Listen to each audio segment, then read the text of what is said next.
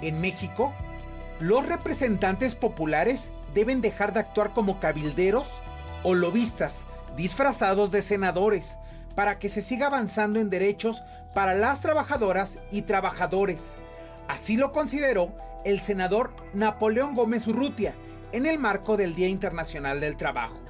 En entrevista con el 11, el presidente de la Comisión de Trabajo del Senado detalló lo que consideró las grandes reformas laborales que en algunos casos tardaron 50 años en concretarse. Se hicieron las mayores reformas que ha habido en décadas en ese país. O sea, en total de 41 nuevas leyes que se publicaron 15, que es prácticamente el 37% de lo que hicieron los 8 gobiernos anteriores, fueron publicadas, aprobadas, discutidas en este gobierno. Gómez Urrutia precisó que con la llegada de Morena y sus aliados en 2018 al Congreso de la Unión, se iniciaron cambios profundos. Desde luego la nueva Ley Federal del Trabajo que aprobamos en 2019, que da la libertad de selección y elección para los trabajadores, para elegir a la organización que quieran pertenecer, el voto libre secreto, estaban pagándoles el salario mínimo, si acaso lo registraban en el Seguro Social o en el Infonavit con el mínimo de ingresos, entonces no podían tener derecho a un fondo y una pensión digna. Todo esto se modificó, se aprobó, se prohibió la subcontratación. Ahora tienen derecho a aguinaldo, a reparto de utilidades, todas y todos los trabajadores de México. Sin embargo, acusó que la oposición del PAN, PRI y PRD buscó frenar el avance en materia de derechos laborales. Opusieron resistencias por los intereses que representan. Pero fue muy lamentable el hecho, sobre todo estos últimos meses. Los vimos actuar prácticamente como cabilderos, como lobistas, disfrazados de senadores en favor de los intereses de las empresas o los bancos o los sistemas financieros que ellos representan. También detalló el avance en la reforma de vacaciones dignas.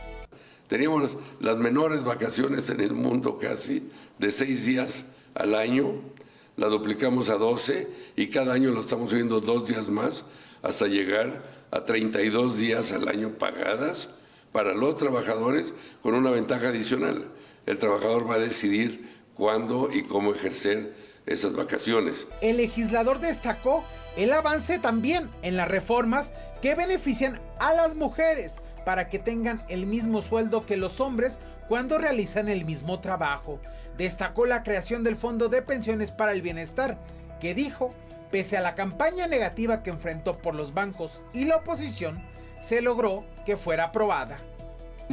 Que jineteaban, porque le ponían obstáculos al trabajador. Si uno quería ir a cobrar su pensión, le pedían un documento, luego otro, lo decían que no era suficiente y lo iban haciendo cansado, de tal forma que el trabajador algunas veces se desesperaba y ya no iba por su fondo. Aseguró que cuando se empezó a discutir la creación del fondo para las pensiones, se hablaba de una bolsa de 40,000 millones de pesos, pero la cifra es superior. Pero ahora en este fondo están garantizados y no prescriben los derechos de los trabajadores de acuerdo con esta ley que aprobamos. Y así se los digo abiertamente y de cara a los trabajadores. Sus pensiones van a aumentar, van a garantizar que mínimo de pensión tengan el último salario que obtuvieron antes de retirarse. El senador morenista aseguró que ahora se debe avanzar en la reforma para la disminución de la jornada laboral y pasar de las 48 a las 40 horas laborables. Y también en la iniciativa que busca que se duplique el aguinaldo a los trabajadores. Ambas se quedaron en comisiones y será responsabilidad de la siguiente legislatura su aprobación. Que no se requiere una cultura laboral en México, una nueva cultura laboral, se requiere una nueva cultura patronal, que entiendan que hay necesidades de los trabajadores, que los trabajadores somos los que generamos la riqueza de este país, la riqueza de las empresas y que ya es tiempo de revalorar el trabajo, tratarlo con respeto, con dignidad, con justicia. ¡Esta es la que mueve a México, Irene! ¡Esta es la que mueve a México! ¡Los obreros movemos a México! Para Punto de Referencia, Luis A. Méndez.